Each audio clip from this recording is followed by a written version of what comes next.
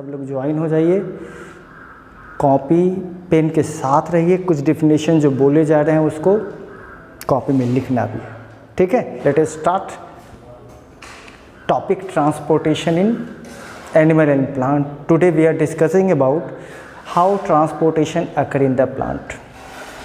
Late us think what are the essential things required by the plant and they need to be transport within the plant body. Then transportation is the system or practice process of movement of the substance from one part to the another so that the every part of the plant or animal cell get the essential product like oxygen, carbon dioxide and food and waste. याद रहेगा, oxygen, carbon dioxide, food and waste need to be transport from one part to another, therefore we are having a transport system in living organism. Okay, in plant transportation started sucking or absorbing the oxygen from the atmosphere, okay, as well as carbon dioxide from the atmosphere. Even photosynthesis plant release oxygen, okay, but respiration they require the oxygen. Therefore plant have system of absorbing the carbon dioxide from the atmosphere and releasing oxygen into the atmosphere. That is through diffusion. A simple diffusion process is enough to exchange the gases like oxygen and CO2 that occur through the stomata present in the leaves of the plant and lenticell present in the stem of the plant and root hair present into the roots of the plant. तो plant के अंदर सबसे पहला exchange of gases कैसे हुआ? Stomata, okay, stomata release the water vapour, ठीक है, into the atmosphere. The conversion of the water into the water vapor through the stomata is called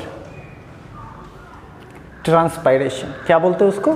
Transpiration is the loss of water in the form of water vapor. What are the importance of transpiration? Transpiration not only help to remove the excess water in the form of water vapor but also create the pull force so that the water and mineral is sucked by the root hair. Root hair suck the water and mineral and this is the active movement and which help by the transpiration. यानी transpiration का पहला क्या हो गया? Removal of the water in the form of water vapor and दूसरा create the pull force. Third, it help the cooling the plant during the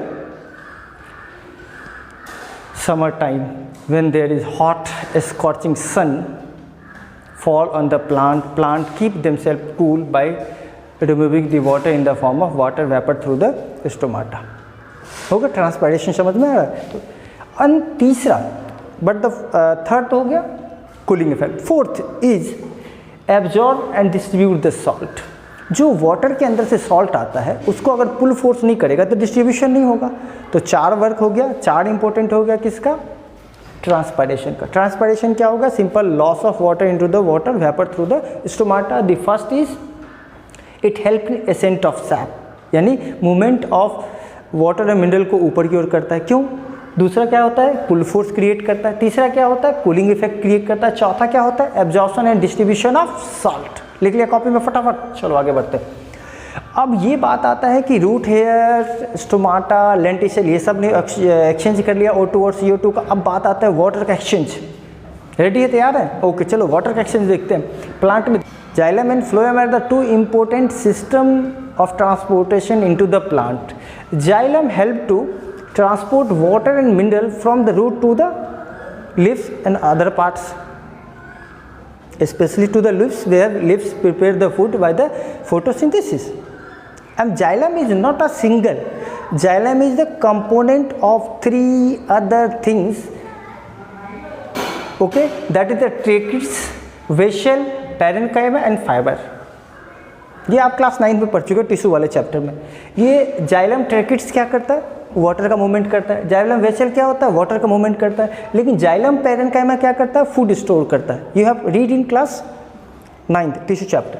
and xylem fibre give the protection to the vessel and tracheids. Vessel और tracheids break ना हो इसलिए उसको fibre उसको क्या करता है, प्रोटेक्शन देता है, उसको खड़ा रखने में हेल्प करता है, मैकेनिकल सपोर्ट प्रोवाइड करता है। तो these are the part of the xylem that need not to be memorise in class 10th because this is the part of the class 9th. Now xylem help to transport the water and mineral from root to upward to the stem, through the stem to the leaves of the plant. How this happen? This upward movement of water and mineral together called sap, semi-solid sap. The upward movement of water and mineral from the root to upward to the leaves is called ascent of sap. Ascent of sap create pull force. कौन सा force create करता है, pull force.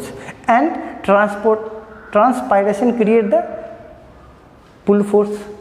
ascent of sap create the push force and transpiration create the pull force. Both pull force and push force, it means ascent of sap and transpiration help plant to move the water and mineral to the leaves.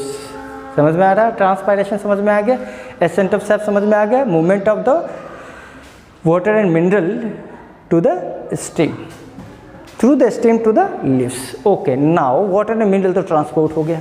Absorb कैसे किया जाता है water and mineral, आपको पहले पता है? नहीं पता है तो आप इससे पहले वाला जो न्यूट्रिशन इन प्लांट और एनिमल है वो देख लो, को पता चल जाएगा. क्योंकि रूट हेयर क्या करता है, वाटर एंड मिनरल को एब्जॉर्ब करता है. अब बात करते हैं, ये समझ में आ गया. जाइलम के 4 पार्ट हो गए, ट्रेकिड्स, वेसल, पैरेन्काइमा और फाइबर्स. ये टिश्यूज है, ठीक है. इसके अंदर अलग अलग सेल है, ट्रेकिड्स, वेसल, पैरेन्काइमा और फाइबर. ये ग्रुप ऑफ सेल्स हो गए. ये दोनों वाटर को क्या करता है, सक करता है, वाटर और मिनरल. इसका काम किसके लिए होता है, वाटर और मिनरल के लिए होता है. और ये दोनों क्या करता है, ये फूड स्टोर करता है और ये क्या देता है, प्रोटेक्शन. फाइबर का क्या काम है, प्रोटेक्शन देना. इसका काम है फूड स्टोर करना. ये कलरलेस होता है और इसका दोनों का काम हो गया वाटर और मिनरल को ट्रांसपोर्ट करना. आगे बढ़े, चलो आगे बढ़ते हैं.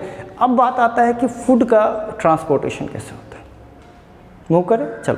फूड जो है वो प्रिपेयर्ड होता है फोटोसिंथेसिस के द्वारा, किस में, लिव्स में. अब लिव्स में जो फूड स्टोर हो गया, अब उस लिव्स को पूरे बॉडी पार्ट में मूव कराना जरूरी है. उसको मूव कराने के लिए स्पेशल टिश्यू है, that is called phloem tissue. जैसा जाइलम टिश्यू 4 अलग अलग पार्ट्स का बना होता है, वैसे फ्लोएम टिश्यू भी 4 पार्ट का बना है. क्लास 9th में आपने पढ़ा होगा. Phloem, sieve tubes, companion cell, parenchyma और फाइबर. जिसमें सीव ट्यूब और कंपेनियन सेल का काम होता है फूड के लिए, फूड डिस्ट्रीब्यूशन, और इसका काम तो ऐसे ही है, स्टोर करना, स्टोर फूड. और इसका काम होता है क्या देना, सपोर्ट करना. ठीक है, कौन कौन हो गया, companion cell, sieve tubes, parenchyma, इसको बोलते हैं फ्लोएम पैरेन्काइमा, इसको फ्लोएम फाइबर, इसको जाइलम पैरेन्काइमा और जाइलम फाइबर. ठीक है, xylem tissues and phloem tissues are the two system that help the movement of the substance into the plant. समझ में आ रहा है बात. तो फ्लोएम क्या किया, पूरे पार्ट से लिव्स से खाना लेके पूरे पार्ट में ट्रांसपोर्ट किया. This transportation of food from leaves to all part of the plant is called translocation. It means translocation is energy utilising process. बिना एनर्जी का ये प्रोसेस नहीं होता है, एक्टिव प्रोसेस है. क्या है, एक्टिव प्रोसेस है. लेकिन यहाँ पे ये पैसिव प्रोसेस है, क्योंकि यहाँ पे अलग से एनर्जी की ज़रूरत नहीं. यहाँ पे ये दोनों एसेंट ऑफ सैप और ट्रांसपोर्टेशन दोनों मिलके क्या करता है, वाटर को रूट से स्टेम तक पहुँचाता है और स्टेम से कहाँ पहुँच जाता है, लीव्स तक पहुँच जाता है. तो ये पूरा सिस्टम आपने देखा प्लांट के अंदर, जिससे प्लांट में फूड और वाटर और कार्बन डाइऑक्साइड और ऑक्सीजन का डिस्ट्रीब्यूशन हो गया. कन्फर्म है, समझ में आ गया सब लोग को. अब देखेंगे हम लोग क्या, how transportation occur in animal. तैयार हैं? ओके, फटाफट लाइक दबा दो, सब्सक्राइब कर दो, कॉपी में इन सबको लिख लो. Thank you for watching.